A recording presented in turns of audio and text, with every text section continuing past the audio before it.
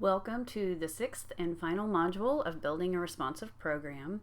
In this module presentation, we're going to talk about how you need to go about completing your lesson plan assignment. We're going to review the different parts that we've worked on all throughout this training, and we're going to talk about how you can put each of those pieces together to turn in your final lesson plan assignment. Your lesson plan form, this is the form that you'll turn in for your final assignment. You'll see that you need to plan what week it would be, the class or grade or age of the children, your name as the teacher, and then you're going to come up with different activities or experiences that align with the observation information that you've taken from your observation assignments in this course. So you're going to look at those things, and you're going to look at where the child is as far as standards and benchmarks with the early childhood standards, and you're also going to compare that against the teaching strategies objectives. So for instance, for your first experience, you might plan an art experience. You're going to look for the standard or benchmark that would align with, as well as the objective that you might want to work on with the child that you observed. So what I really want to see you do is look at that observation, look at the skills of the children where they were in that observation, and based on that observation, choose activities and experiences that align with the standards and benchmarks and objectives that go along with your observation. So you can choose you should choose a different activity for each day of the week. You're only going to do 1 week. And then write down any notes at the bottom, anything that you want to add or specific observation notes. And again, you want to make sure that you're paying attention to the confidentiality piece. So if you mention children in the notes, you want to make sure that you're only using initials or their first name. This is just 1 week of a full lesson plan form that you could fill out for the month, and in that case you wouldn't want to put the individual children's names on there.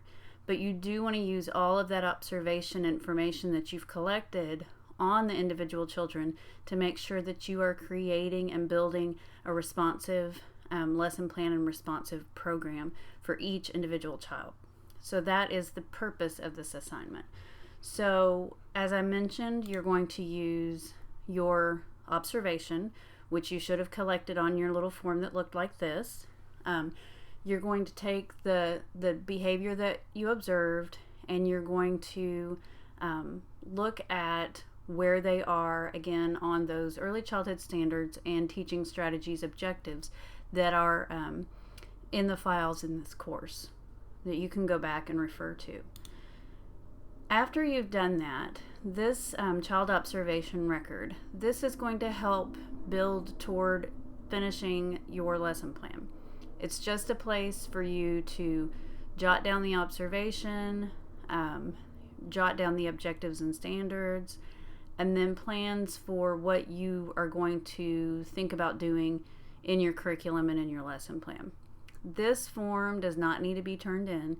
This is a form just for you if you want to pull all of your thoughts together in one place before you start your lesson plan. It's just a good tool, and you can feel free to copy this and actually use this in your classrooms. I developed this, so feel free to make copies or use it. It's just a real simple form to kind of keep with you, maybe even when you're doing observations, so that you can write down objectives and standards that you're working on, and you can also look for ideas for when you do your lesson plan later on.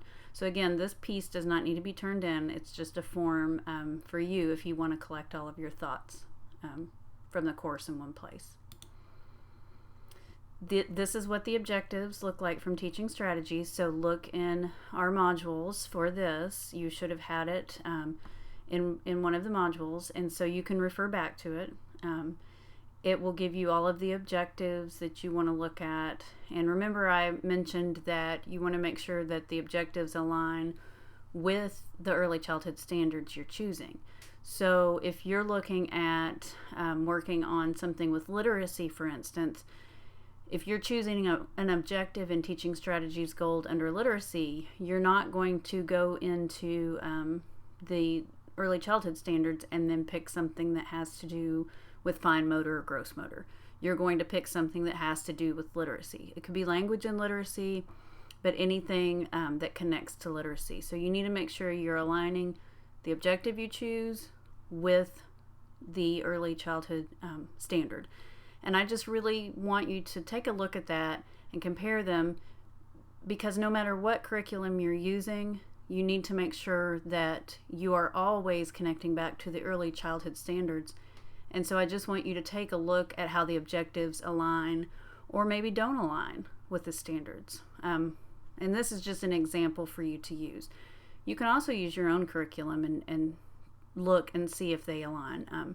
But for this assignment, I want you to use the Teaching Strategies Gold. This is what you'll look for in the standards. So you'll notice that the standards are up at the top. The domain is listed on the screen now as social emotional.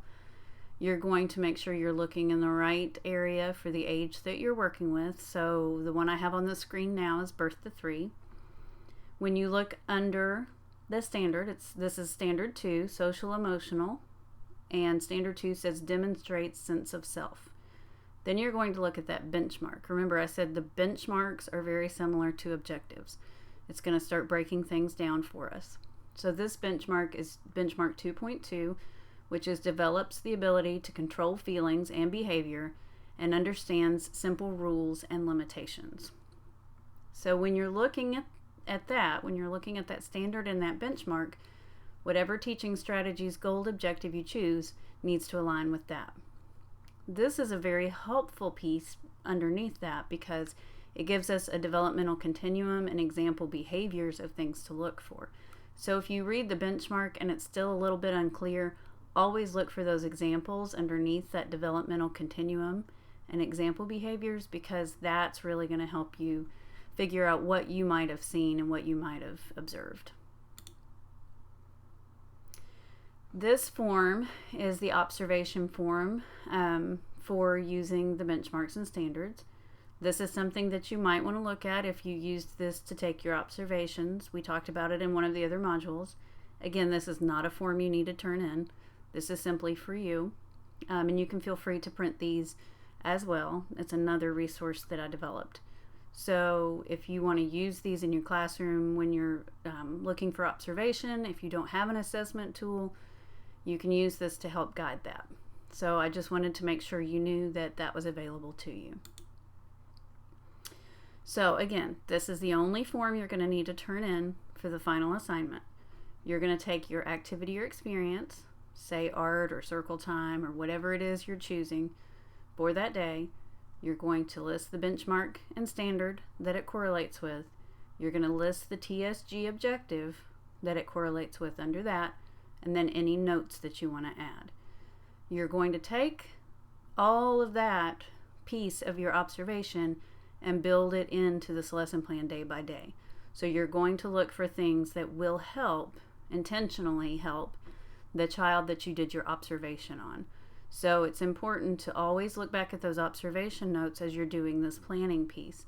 And that's really the point of this whole training, is looking at intentionality and individualizing for each individual child that you have in your classroom, and really paying attention with your observations about areas, the standards and benchmarks and the objectives where each child needs to be working. So I hope that you've gathered a lot of information that's helpful to you in this course. I have on this last slide my contact information, my email address, and then my website. I'll have other trainings and lots of information there. So feel free to contact me anytime. And if you have any questions about this assignment in particular, make sure that you send me an email or a message through Canvas so that I can answer those. Thanks so much for being a part of this training.